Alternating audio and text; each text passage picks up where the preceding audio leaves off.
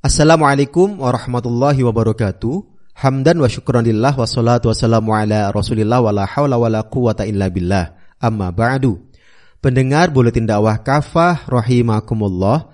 Alhamdulillah kembali hadir di tengah-tengah Anda semua Buletin Dakwah Kafah. Kali ini edisi 291, 15 Syawal 1444 Hijriah, 5 Mei 2023 Masehi. Kali ini akan mengangkat tema merekatkan kembali ukhuwah Islamiyah. Bismillahirrahmanirrahim. Bagi kaum muslim, khususnya di negeri ini, Syawal identik dengan bulan silaturahmi, bulan saling mengunjungi, bahkan bulan saling berbagi. Singkatnya, Syawal yang di dalamnya suasana Hari Raya Idul Fitri masih bisa dirasakan adalah bulan yang biasa dijadikan momentum untuk merekatkan tali persaudaraan, baik antar keluarga atau kerabat, antar kolega atau teman, antar tetangga maupun antar sesama muslim secara umum. Sayang sekali, tahun-tahun belakangan ini, khususnya di negeri ini, persaudaraan antar umat Islam atau ukhuwah Islamiyah seolah mengalami keretakan. Kaum muslim seperti mengalami keterbelahan, bahkan sebagian mereka seakan-akan terus saling bermusuhan. Ini terjadi terutama sejak Pilpres 2014, Pilpres 2019 hingga menjelang Pilpres 2024 seperti saat ini. Julukan Kadrun vs Cebong masih kerap digunakan oleh masing-masing pihak pendukung capres yang berbeda. Julukan tersebut tentu syarat dengan nyinyiran dan penghinaan. Masing-masing pihak acap kali masih terus saling nyinyir dan saling membuli, terutama di media sosial seperti Twitter. Tudingan radikal-radikul, khilafah, anti-Pancasila dan NKRI dan lain-lain acap kali dilontarkan oleh pendukung capres pilihan penguasa kepada pihak-pihak yang dianggap berseberangan dengan mereka. Alhasil, spirit Idul Fitri yang identik dengan silaturahmi dan saling memaafkan satu sama lain atau suasana lebaran yang penuh dengan kekeluargaan, keakraban dan persaudaraan seolah tak berbekas sama sekali. Ditambah lagi, tahun ini hanya karena perbedaan hari lebaran, sebagian kaum muslim saling menyalahkan. Bahkan ada yang memicu permusuhan hingga berujung ancaman pembunuhan, sebagaimana yang dilakukan oleh salah seorang staf BRIN.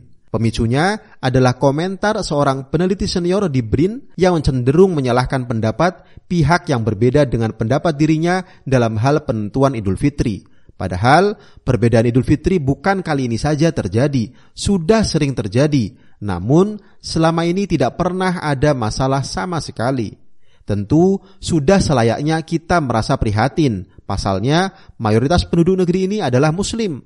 Sesama kaum muslim itu bersaudara. Sesama saudara itu sejatinya harus saling menghormati dan menyayangi. Bahkan seharusnya saling menjaga dan melindungi, bukan saling menghina dan merendahkan. Apalagi saling membuli dan mencaci maki.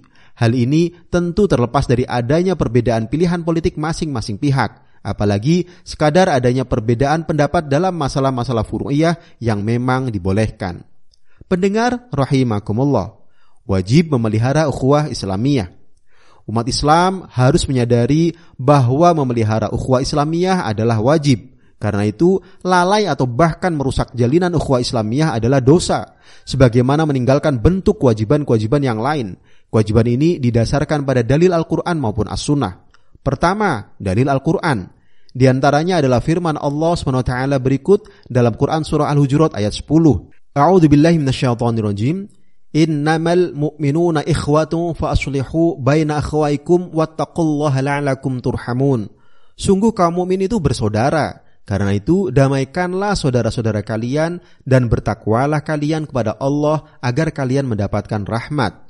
Dari ayat di atas tersurat bahwa siapapun asalkan mukmin adalah bersaudara. Sebabnya, dasar ukhuwah atau persaudaraan adalah kesamaan akidah. Ayat ini menghendaki ukhuwah kaum mukmin harus benar-benar kuat, bahkan lebih kuat daripada persaudaraan karena nasab. Bisa dilihat di Abu Hayyan Al-Andalusi dalam kitab Tafsir Al-Bahrul Muhit, jilid 8 halaman 111.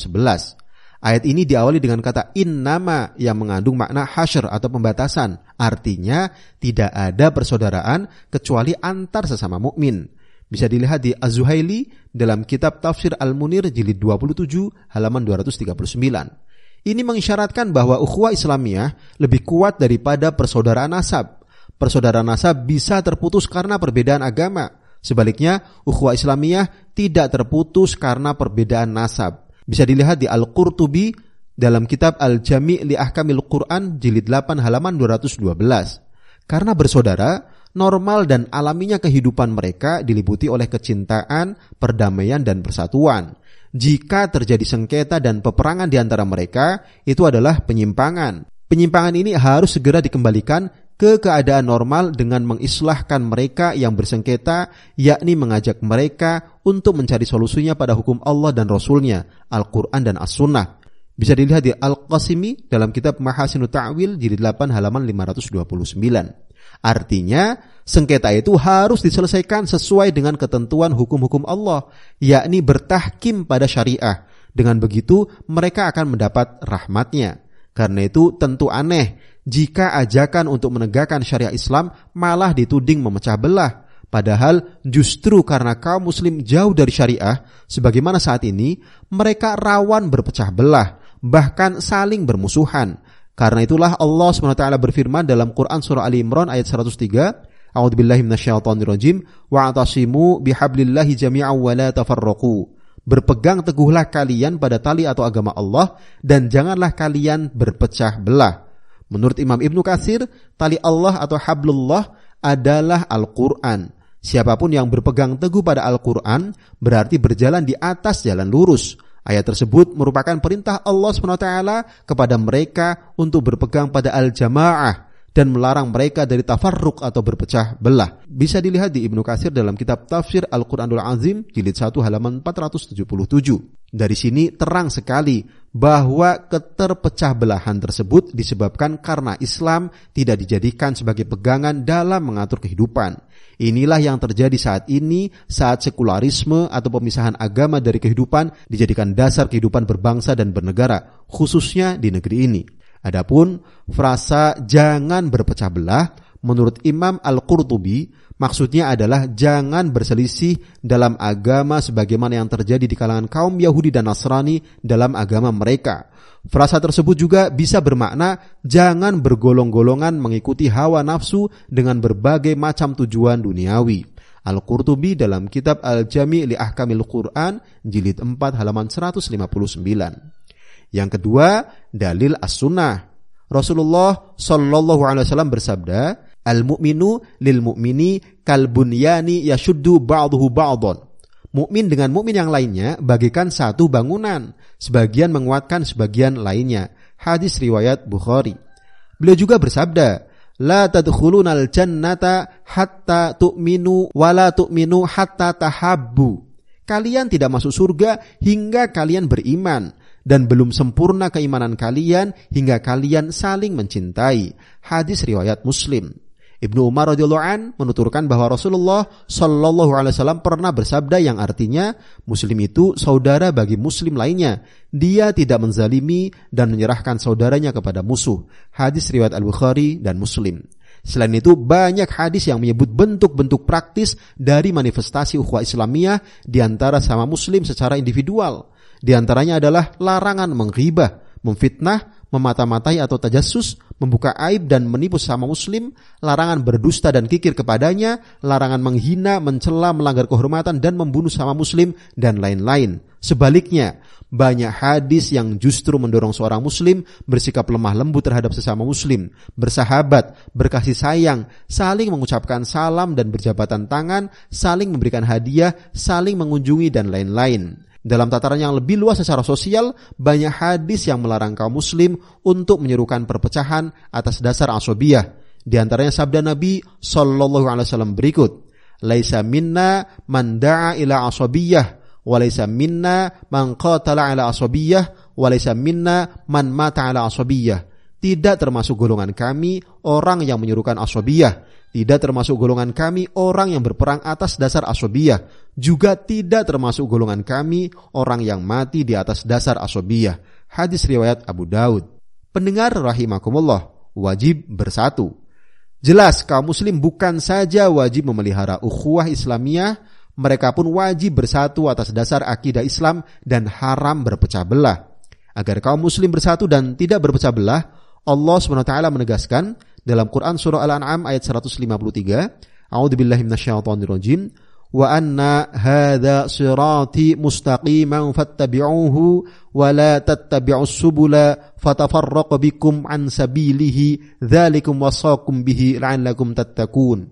Yang diperintahkan ini adalah jalanku yang lurus, karena itu ikutilah jalan tersebut. Dan janganlah kalian mengikuti jalan-jalan lain, karena jalan-jalan itu bakal mencerai-beraikan kalian dari jalannya. Yang demikian adalah diperintahkan Allah kepada kalian agar kalian bertakwa. Ayat di atas dengan terang menunjukkan bahwa jika umat Islam tidak benar-benar mengikuti jalan Islam atau syariah Islam, malah mengikuti jalan-jalan yang bertolak belakang dengan Islam, niscaya mereka akan tercerai-berai dari jalan Allah SWT. Itulah yang sebetulnya yang disadari atau tidak dialami kaum muslim saat ini saat mereka meninggalkan dan mencampakkan syariah Islam. Karena itu, mari kita rekatkan kembali ukhuwah atau persaudaraan, kuatkan kembali wihdah atau persatuan, dan eratkan kembali mahabbah atau saling cinta.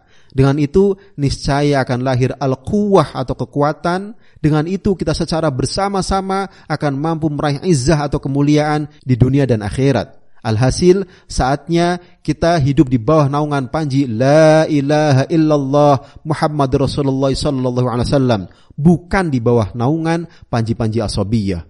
Wallahu alam biswab. Demikian materi buletin dakwah kafah edisi 291 merekatkan kembali ukhuwah Islamiyah. Terima kasih. Wassalamualaikum warahmatullahi wabarakatuh.